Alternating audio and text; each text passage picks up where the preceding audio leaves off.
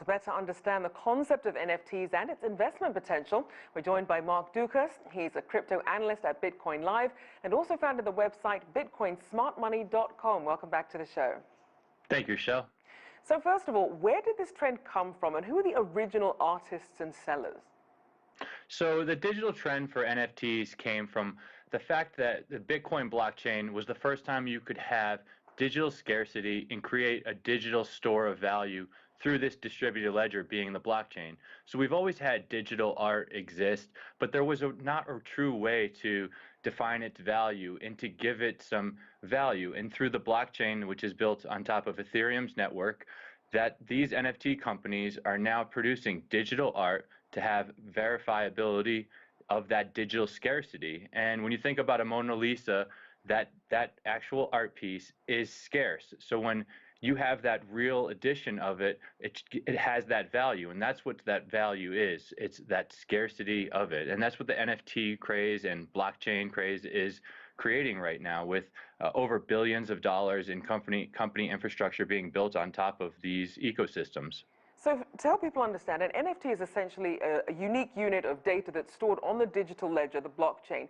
Talk about the NFT's relationship to blockchain and any issues, for example, concerns about hacking or perhaps losing access to your data. So you can't necessarily hack a blockchain unless it were to have a weak network. And Ethereum's network is hundreds of billions in value. So the mining power that goes into verifying this network provides that scarcity on the blockchain and the verifiability of it. So if I have a copy of the Ethereum blockchain and you have a copy of it, if you try to change it, it will not go through to the next block, which happens very frequently in Ethereum. So it is verifiable, and it's not something you could have fraudulently created unless you were to do something locally on a computer and show somebody. Because if you were to use that blockchain as the resource, it would verify whether something was actually authentic or not. So it actually would decrease fraud-related issues as this development in the NFT world continues to grow, and it goes through it ebbs and flows of cycles that it'll go through in the next 3, 5, 7 years. So then outside of blockchain then, what's to stop someone else from watching or seeing this digital moment or product that you paid for free online or elsewhere, or perhaps taking a picture of it?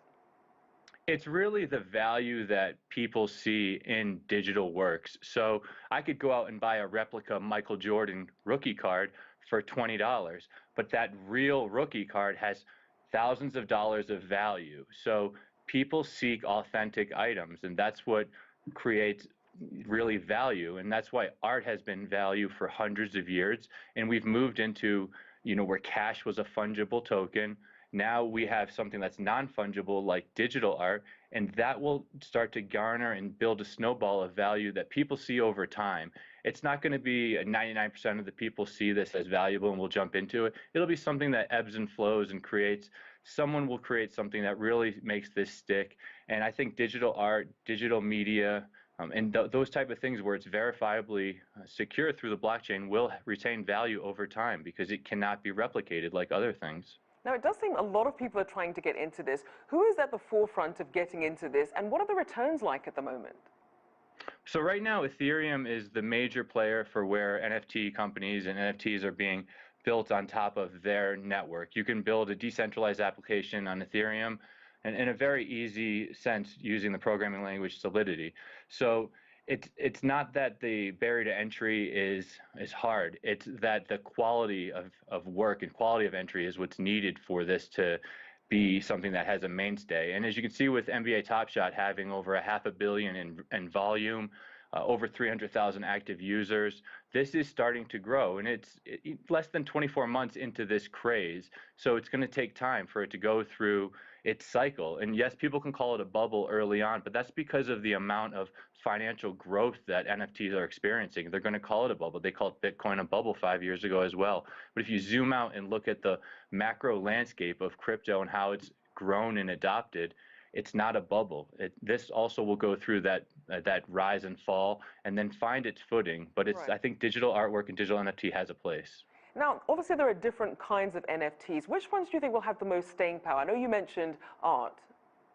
So I think digital art is really important, but as we grow through a video society and where everything is video-based like YouTube, Instagram, and things of that nature. I think the digital video side of things, where you could put something on, say, a LCD TV, an OLED TV, and display digital art and digital replays of things, it is going to be very cool for many of these investors. And just very quickly, we know that environmentalists aren't as enthusiastic about NFTs. What are their concerns? So their concerns are the amount of electricity and a lot of environmental waste that goes on with creating things through, say, a proof of work blockchain.